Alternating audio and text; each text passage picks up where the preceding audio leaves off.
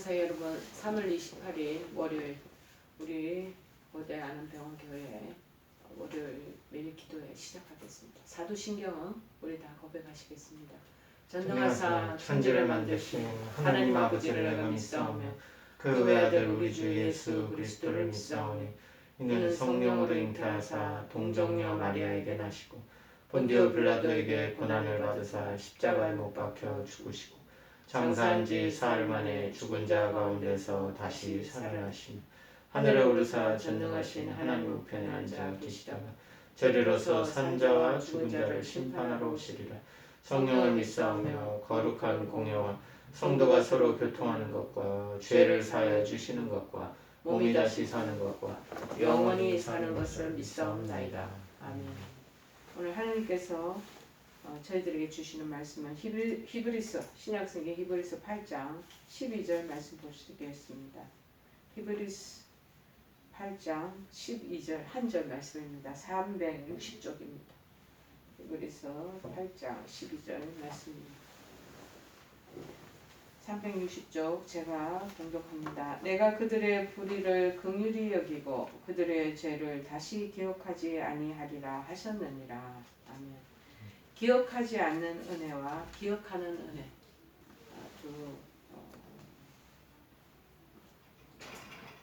두 파트의 대조법을 이용해서 제목을 정했습니다.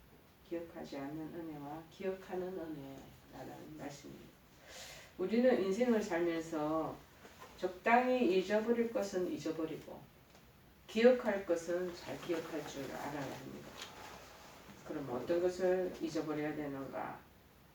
슬픔, 원한, 이런 원망, 불평, 이런 상황들은 과거 기억에 있는 거는 오래 기억하는 것보다 될 수 있는 한 빨리빨리 잊어버리는 것이 바로 원만하고 활기찬 생활에 도움을 줍니다. 반대로 기쁨이 일어나고 감사의 조건 등이 넘치는 그런 우리의 시간적이고 또 기억에 오를 수 있는 그런 과거의 일들 또 현재의 이런 거를 오랫동안 기억함으로써 더 풍요로운 삶을 이루는데 우리 도움을 줄 수 있다는 것입니다. 여러분 하나도 잊어버리지도 않고 옛날에 일어났던 일을 모두 기억하면서 사는 것만큼 피말리고 피곤한 일은 없을 것입니다. 한번 생각을 해보세요. 하나님은 우리에게 이 망각의 또 그런 생태를 주셔서 잊어버릴 수 있는 거, 옛날에 그 캐캐묵은 그 마음에 원한이 된 거, 그 마음에 억울함을 당한 거, 이런 것들을 계속 곱씹고 하는 사람들이 있는데 그러면 자기 인생만 아주 불행해지는 거죠. 그러다 보니까 중국 무협 이런 영화나 무협 소설 같은 데를 보면 그 자자손손 대대로 그 복수의 칼날을 그래서 서로 죽이고 죽는 그러한 일들이 계속 가문 사이에 대대로 이어지는 것을 볼 수 있지 않겠습니까? 자, 그렇다고 해서 우리가 아무것도 기억하지 않고 망각을 삶을 사는 만큼 그럼 다 치매가 걸리는 거나 마찬가지죠. 다 잊어버리고 생각도 안 나고 그런 것처럼 공허하고 무의미한 일도 없을 것입니다. 근데 우리 주님께서 참 감사하게도 기억할 것은 반드시 기억하게 하시고 기억하지 말아야 될 것은 완전히 하지 않아야 될 것은 완전히 잊혀지게 하시는 그런 분이라는 겁니다. 하나님 자체도 그렇게 하신다는 거죠. 그리고 그러한 주님의 모습은 우리에게 너무나도 큰 은혜로 나타납니다. 즉 주님께서 기억하지 않으시는 것이 우리에게 더없는 큰 은혜가 되고 또 반드시 기억하는 것 역시 우리에게는 놀라운 은혜가 된다는 것입니다. 그렇다면 주님의 그러한 기억하지 않는 은혜 그리고 기억하는 은혜란 과연 어떤 것인가 우리가 간단하게 보시겠습니다. 첫째는 우리의 죄를 기억하지 않으신다는 그런 은혜를 우리에게 주셨다는 겁니다. 먼저 주님 스스로가 기억하지 않으신다는 겁니다. 않으심으로써 우리에게 은혜가 되는 것은 우리가 고백하고 사죄받은 하나님 앞에 사죄를 받은 죄는 더 이상 기억하지 않으신다는 것입니다. 주님께서는 죄와 불의를 가증히 여기시기는 하지만 그러한 죄와 불의 앞에서 연약할 수밖에 없는 우리들을 긍휼히 여기셔서 자비로 다 감싸 주시며 그 죄를 회개하고 돌이키는 자에게는 완전한 용서와 구속의 은총을 베풀어 주신다는 것입니다. 그래서 그렇게 용서되어진 죄는 다시 기억지 아니하시고 그 죄의 흔적을 완전히 도멸시켜 주신다고 약속하셨습니다. 야, 어디에 기록이 되어 있냐면 이사야서 42장 43장 25절에 보면은 나 곧 나는 나를 위하여 내 허물을 도말하는 자니 내 죄를 기억하지 아니하리라. 이 허물 너 가지고 있는 여러 가지 그 악한 소행들 고백하고 회개하면 다 주님께서 그 없었던 것처럼 원래 상태로 돌리시고 또 그렇다고 기억하는 것도 안 하겠다라고 말씀하시고 계십니다. 그러기에 우리는 죄를 지은 자임에도 불구하고 의롭게 될 수 있는 것이며 영원히 그런 영원한 의인의 반열에 설 수 있게 된다라는 사실입니다. 이 얼마나 한없는 주님의 은혜입니까?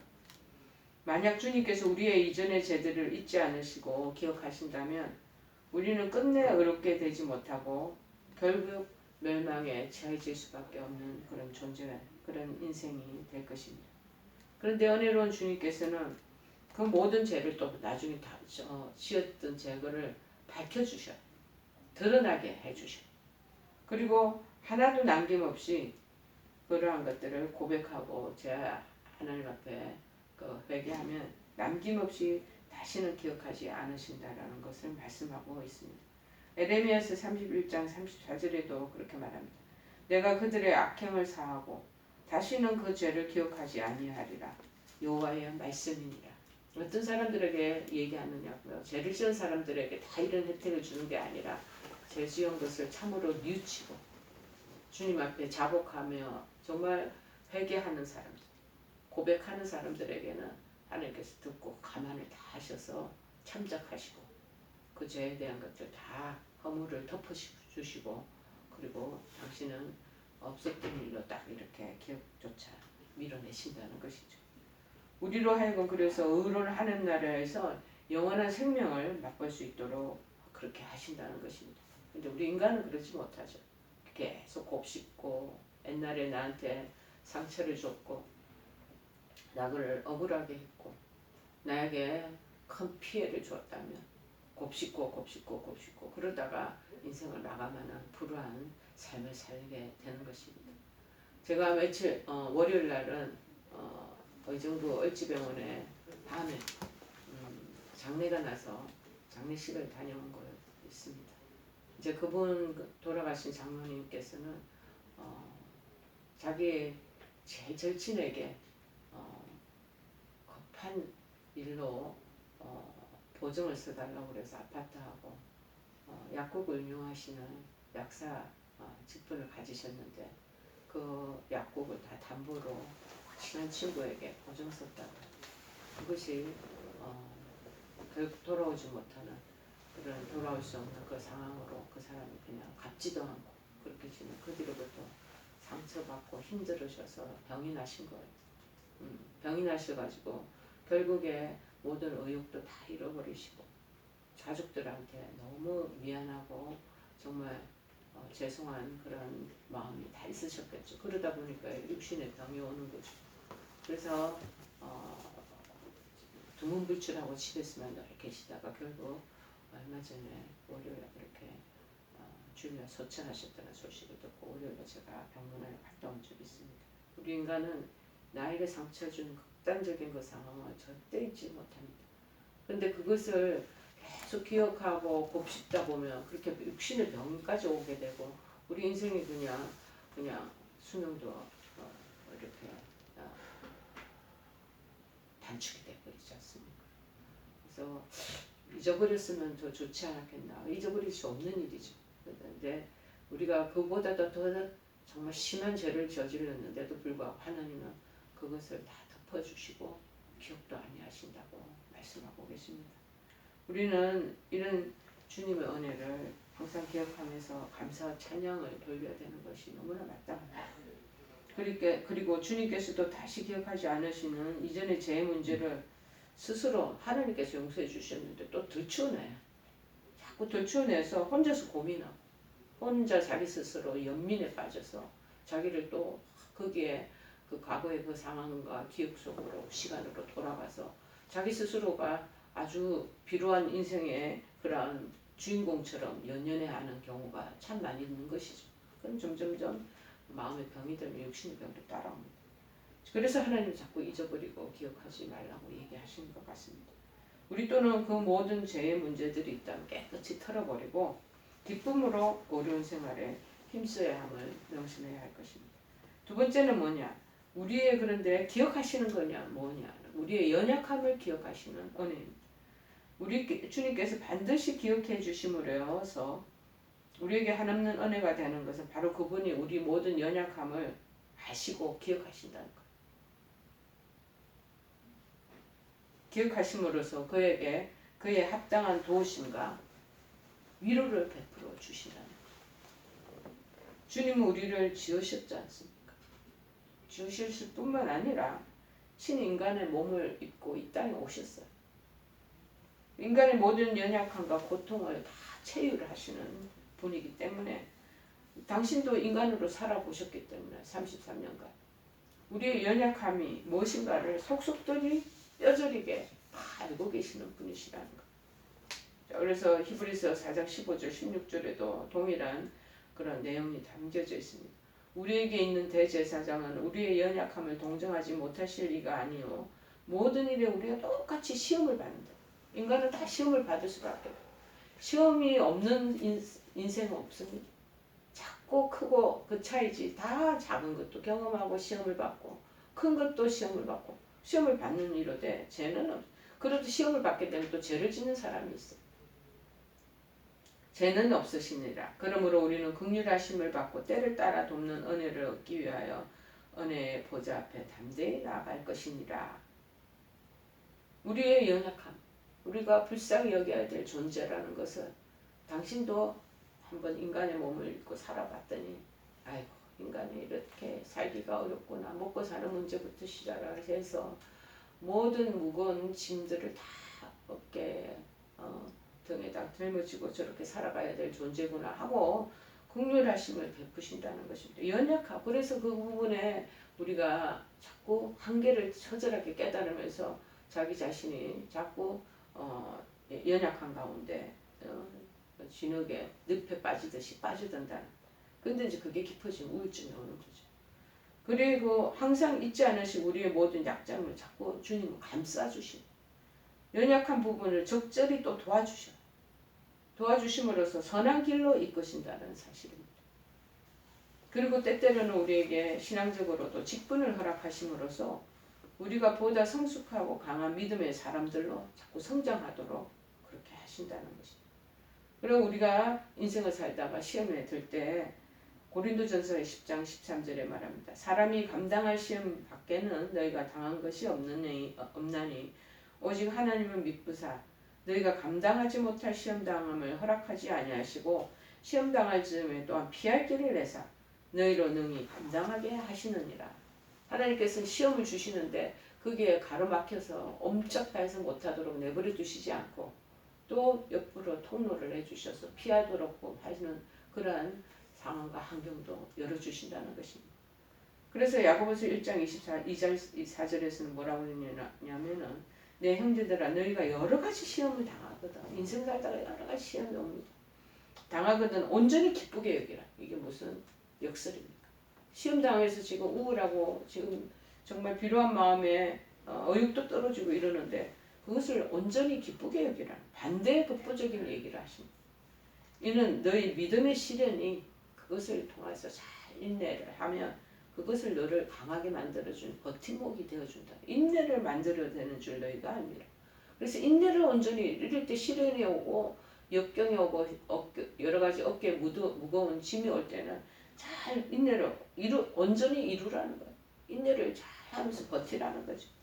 이는 너희를 온전하고 구비하여 조금도 부족함이 없게 하려 함이라. 그 시험을 살짝 자꾸 주시는 거는 우리를 자꾸 인내하게 하면서 우리가 정말 하나님의 사람으로 하나님의 직분받은 또 그러한 직책에 정말 하나님의 도구로 온전하고 그렇게 잘 구비해서 모자람이 없도록 부족함이 없게 그렇게 만들어 주시기 위한 것이란다. 그래서 우리는 그러한 주님으로 인해 항상 때를 따라 돕는 은혜를 힘있게 된다는 것. 때를 따라 줍는 은혜가 있습니다. 절망의 상황, 어려운 처지에 있는 상황 속에 빼도 박도 못하는 지금 처지에 내가 당면했구나 하는데 하나님께서 피할 길도 내시고 또 그때마다 또 도와주신다는 것입니다. 우리의 연약함에도 불구하고 주님의 능력을 힘입어 그래서 우리는 담대히 믿음의 행진을 계속할 수 있는 것입니다. 그러나 시련을 자꾸 시험을 당하다 보면 그런데 시험 없었던 그때를 고마워하고 감사할 줄을 안다는 것입니다. 이 얼마나 놀라운 은혜입니까? 이 땅에 오늘 누가 우리의 부족함과 연약함을 모두 알고 기억하며 적절한 도움을 줄 수 있겠습니까? 부모가 그렇게 하겠습니까? 형제가 그렇게 하겠습니까? 내 주변에 있는 어떤 사람도 내가 이런 부족함과 연약함에 처할 때 아무도 도와줄 수 있는 사람이 없습니다. 그러나 하나님께서는 이렇게 연약함을 보시고 때를 따라 돕는 은혜가 있다라는 것을 말씀해 주시는 것입니다. 이러한 주님의 은혜를 우리가 항상 기억하면서 하나님에 대한 전적인 신뢰, 하나님에 대한 전적인 믿음을 잃지 말아야 하겠습니다. 그래서 잘못하는 사람들이 이때 반대급부적으로 또 나가는 분이 있어요. 연약함을 핑계로 주어진 사명을 또 회피하는 사람이 있어요.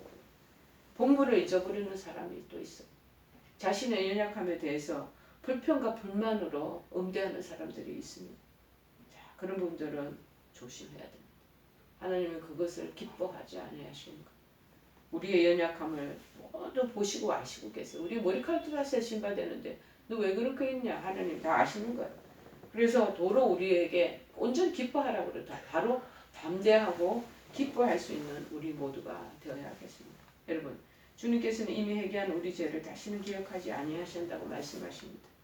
실로 우리 죄인된 우리 모든 인류에게 이것이 바로 우리에게 비치는 생명과 빛이 놀라운 희망이 되지 않을 수 없습니다. 우리 죄를 다시 기억하지 않으시는 하나님의 은혜로 인해서 우리는 영원한 구원과 생명을 소유할 수 있게 되는 것입니다. 또한 주님께서 우리 연약함을 기억하신다고 얘기하시잖아요. 왜 그러냐? 우리에게 정말 참된 힘과 용기를 주시면서 너 연약하지 하면서 우리를 때를 따라 이 용기도 주시고 힘도 주시고 이기고 나갈 수 있는 인내도 더하게 주시면서 그것을 통하여 우리를 온전한 그리고 하나님 앞에 구비된 사람으로 만들어 주시게 그럼 단단해지는 거예요. 그러므로 이제 우리 모두 이러한 주님의 은혜에 진정으로 감사 영광을 돌려야 되겠습니다. 여러분 지금 여러분도 병을 치르고 있으시느라 얼마나 힘드십니까? 고통과 어려움 속에 있는 여러분 하나님께서 다 지금 지켜보고 계시는 것입니다. 때를 따라 돕는 은혜 주실 것입니다. 여러분 그 믿음의 밧줄을 꼭 붙들고 여러분의 그 연약함을 하나님께 도로 영광을 돌리고 오히려 기뻐하는 그러한 여러분 되시기를 그래서 정말 능력 있는 삶을 그리고 투병을 해나가시는 여러분 되시기를 간절히 축원해 드립니다. 우리 찬송가 279장 찬송하시겠습니다. 279장입니다. 인내하신 구세주 아멘. 우리 다같이 주기도문으로 기도회 마치겠습니다.